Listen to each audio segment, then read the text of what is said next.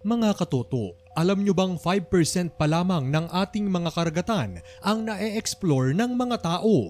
At maraming parte ng dagat ang talaga namang nababalot ng misteryo. Mula sa Bermuda Triangle hanggang sa lihim na lokasyon ng Atlantis. Gayunpaman, malaking parte ang dagat para sa survival ng mga tao. Bukod sa pagiging source ng makakain, ay nagsisilbing mode of transport ang dagat para magbiyahe ng mga produkto. Sa sobrang laki nga ng dagat, ay maraming hindi inaasahan at hindi maipaliwanag na pangyayari ang nagaganap dito. Isa na riyan ang mga misteryosong kaso ng mga ghost ships na natatagpuan ng walang crew. Hindi na bago ang mga kwento ng mga ghost ships, ngunit hindi pa rin natin maiiwasang matakot tuwing nakakarinig tayo ng mga modernong kaso ng mga bangka o barkong natatagpo ang palutang-lutang sa malawak na karagatan. Narito nga ang top 5 pinakanakakakilabot na ghost ships sa modernong panahon. At sa dulo ay may pabonus pa tayong kwento. Heto na naman nagbabalik ang tagapaghatid ng sari-saring kwentong makabuluhan at kapupulutan ng impormasyon at aral, mga kwentong katatakutan, misteryo, kababalaghan, pambuhay, pansyensya, pangkultura, agham at iba pa. Ang KRA Stories, dala ang bago na namang kwentong itatampok sa inyo ngayong araw.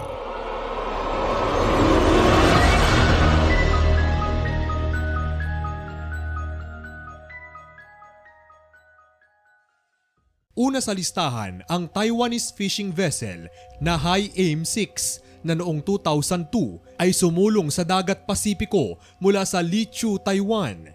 Makalipas ang ilang buwan o noong Enero ng 2003 ay natagpuan ang barkong palutang-lutang sa karagatan ng Australia. Walang anumang senyales ng pag-aaway o gulo at marami pa ring mga pagkain at natagpuan pa ang mga personal na kagamitan ng crew. Ngunit walang senyales ng sinumang buhay. Nagbunga ito ng maraming katanungan. Ano ang nangyari sa barko at nasaan ang crew nito? Natagpuan ang isang cellphone na pagmamay-ari ng engineer ng barko at na-trace ang ilang mga tawag mula sa Indonesia. Sa pagtutulungan ng mga Taiwanese at Indonesian police ay isang crew member ng barko ang inaresto at mula sa kanya ay napag-alaman na nagkaroon ng mutiny o rebellion ang mga crew na nagdulot ng pagkakapaslang sa kapitan at engineer. Matapos ang krimen ay ginamit ng mga natitirang crew ang barko para makauwi sa kani-kanilang bayan at hinayaan na lamang nila ang barko na magpalutang-lutang sa karagatan. Pangalawa sa listahan, ang mga maliliit na barkong naglalaman ng mga patay na katao na natagpuan sa mga baybayin ng Sado Islands. Ang mga itim na bangkang ito ay bigla na lamang nagsilutangan sa mga karagatan ng Japan noong 2019.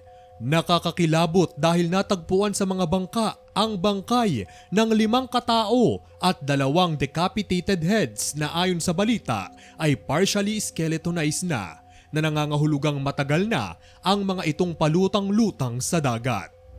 Hindi naman bago ang mga ganitong tagpo sa dagat ng Japan dahil pinaghihinalaan na ang mga bangkang ito ay ginagamit ng mga defectors ng North Korea para makaalis ng bansa.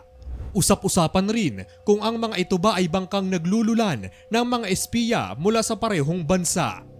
Ang pinakamalungkot na posibilidad ay mga ordinaryong mangingisda lamang ang mga ito na nawalan ng kontrol at dahil sa gutom ay yumao na habang lulan ng mga bangka. Pangatlo, ang Lyubov Orlova.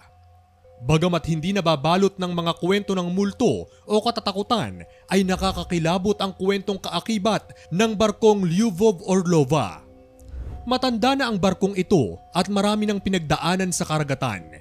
Ipinangalan ito sa mga pinakapopular na aktres ng mga panahon na iyon na tamang-tama lamang dahil isang luxury cruise ship ang barko.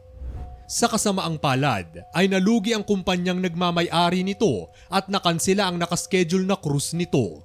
Mula noon ay natenga na lamang ang Lyubov Orlova sa Canada at napagdesisyonang babaklasin na lamang ito. Sa isang nakakagulat na pangyayari ay naputol ang mga linya ng tali na nakakabit dito at tinangay ng malalakas na hangin at alon ng dagat ang barko papalayo sa lupa kung saan ito nagsimulang magpalutang-lutang sa malawak na karagatan. Nang mapabalita na napapalapit sa kalupaan ng England ang barko, ay kumalat ang usap-usapan na puno ang barko ng cannibal rats na napilitang kumain ng kapwa nila daga dahil ubos na ang pagkain sa barko. Nagdulot ito ng gimbal sa mga tao sa takot na umatake ang mga daga kung sakaling sumampa sa lupa ang barko. Gayunpaman, hindi nangyari ito dahil napag-alamang lumubog na rin ang Lyubov Orlova. Pang-apat sa ating listahan ay ang SV Belle Amica. Ang barkong ito ay natagpuan na lamang na palutang-lutang sa baybayin ng isla ng Sardinia sa dagat Mediterano. Natagpuan sa loob ang hindi naubos na pagkain na tila ba bigla na lamang nawala sa hangin kung sino man ang nakasakay sa barko.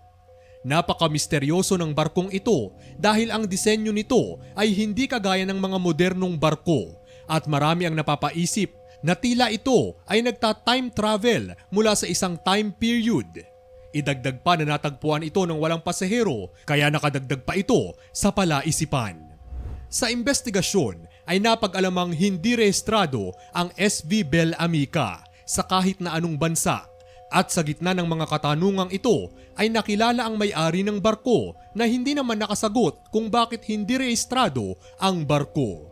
Marami ang nagsuspetsa na sinadyang abandonahin ang barko dahil sa tax evasion. Panglima ay ang Kaz-2. Isa itong luxury yacht na nagmula sa Australia na naglula ng 3 katao. Plinano nilang bumisita sa mga kalapit na isla, ngunit natagpuan na lamang ang yating palutang-lutang malapit sa Great Barrier Reef. Walang pasahero, ngunit wala ring senyales ng kahit anong pag-aaway o gulo. Maayos ang kondisyon ng yate, may naabutan pang gumagana na isang laptop PC at nakahain ng pagkain sa lamesa. Tila ba naglahong parang bula ang mga pasahero. Na-rule out naman ang foul play at tinitingnang anggulo na nahulog sa dagat ang laman nitong 3 katao. Para sa ating panghuling kwento ay ang barkong Sayo na 20 taon nang gamit ng mandaragat na si Manfred Fritz Bahurat at kanyang kasama sa paglalayag at pagdiskubre sa mundo. Noong Pebrero 2016 ay nasipat ng ilang Pilipinong mangingisda ang sira-sirang barko sa karagatan ng Mindanao. Sa radio room ay natagpuan ang mummified na katawan ng kaisa-isang pasahero na si Manfred Fritz Bahurat.